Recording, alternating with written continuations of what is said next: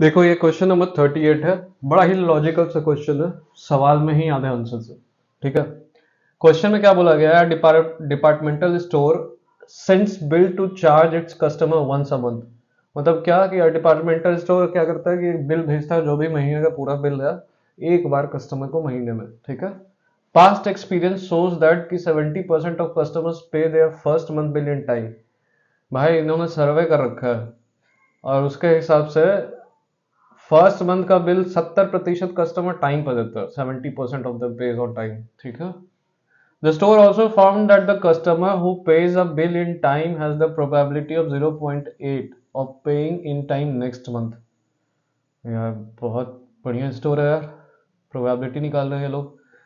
The store also find, मतलब और अगला आगे क्या कहा गया है कि द स्टोर ऑल्सो फाउंड कि जो कस्टमर्स पहले महीने टाइम पे पैसा देते हैं उसमें से 0.8 प्रोबेबिलिटी, मतलब probability of those customers who पे their bill on time in first month, they are paying their bill on time in second month even, उसका प्रोबेबिलिटी क्या है? 0.8। ठीक है।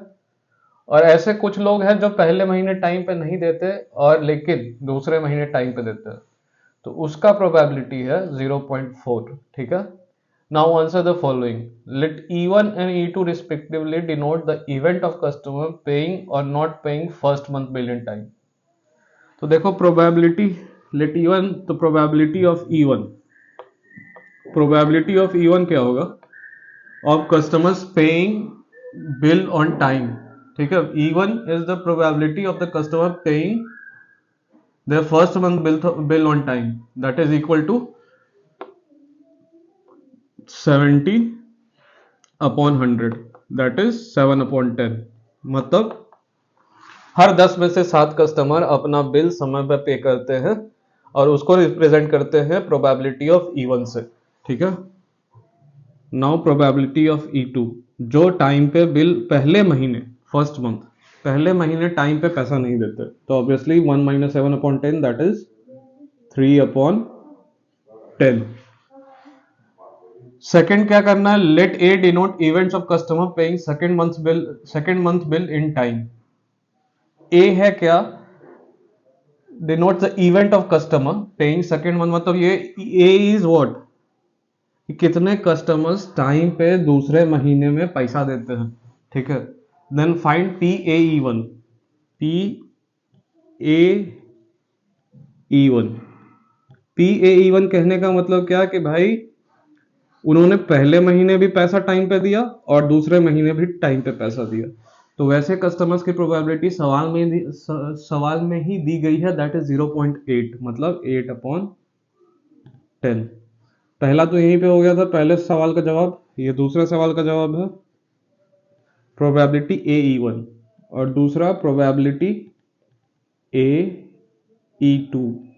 मतलब भाई इन्होंने पहले महीने टाइम पे पैसा नहीं दिया बट दूसरे महीने इन्होंने टाइम पे पैसा दिया, उसका प्रोबेबिलिटी सवाल में दिया हुआ आंसर, दैट इज 0.4। उसको लिख सकते हैं आप 4/10। दो सवाल के जवाब मिल गए आपको। तीसरा सवाल, find the probability find the probability of customer paying second month bill in time. तुमको प्रोबेबिलिटी फाइंड करना है सेकंड मंथ में कितने लोग टाइम पे पैसा देते हैं, that is equal to probability of A. ठीक है। Probability of A is equal to what? Probability of E1, मतलब कि उन्होंने पहले महीने टाइम पे पैसा दिया, इनटू प्रोबेबिलिटी ऑफ AE1, मतलब पहले महीने में पैसा टाइम पे दिया दूसरे महीने में टाइम पे दिया, प्लस प्रोबेबिलिटी ऑफ E2, मतलब कि इन्होंने पहले महीने तो टाइम पे पैसा नहीं दिया लेकिन प्रोबेबिलिटी ऑफ AE2, लेकिन दूसरे महीने टाइम पे पैसा दिया।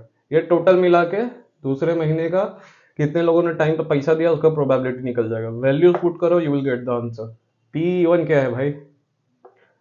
7/10। PAE1 क्या है? 8/10 प्लस PE2 क्या है भाई? 3/10। एंड प्रोबेबिलिटी ऑफ AE2 4/10, क्या होगा ये 100, 7 8 56, 56 plus 12/100 that is equal to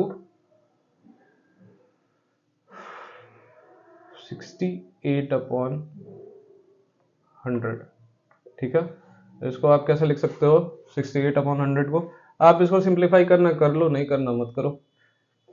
इसको लिख सकते हो 34/50, ऐसे ही रहने दो, 68/100 आंसर हो गया।